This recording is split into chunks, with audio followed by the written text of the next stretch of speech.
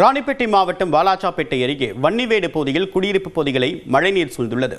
கூடுதல் தகவலோடு இருக்கிறார் செய்தியாளர் சிவா. எத்தனை குடும்பங்கள் அங்கு வசிக்கிறாங்க, என்ன மாதிரியான பாதிப்பு ஏற்பட்டிருக்கு?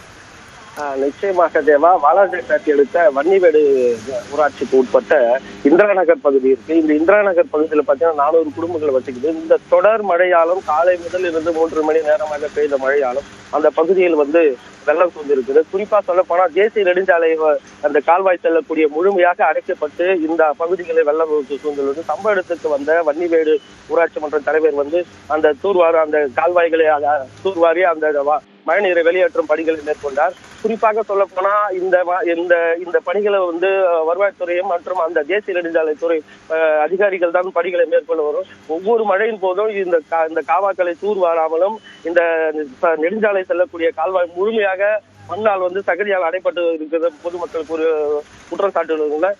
தற்பொழுது அந்த பகுதியில் வெள்ளம் வடிய தொடங்குகிறது தேவா. இது வடிய தொடங்குகிறது. தற்பொழுது பாத்தீங்கன்னா காலை முதல் அரக்கோணம், வாலாஜா, ராணிப்பேட்டை உள்ளிட்ட பகுதிகளில் 3 மணி நேரத்துக்கு கனமழை பெய்தது தேவா. விரிவான தகவலுக்கு நன்றி சிவா.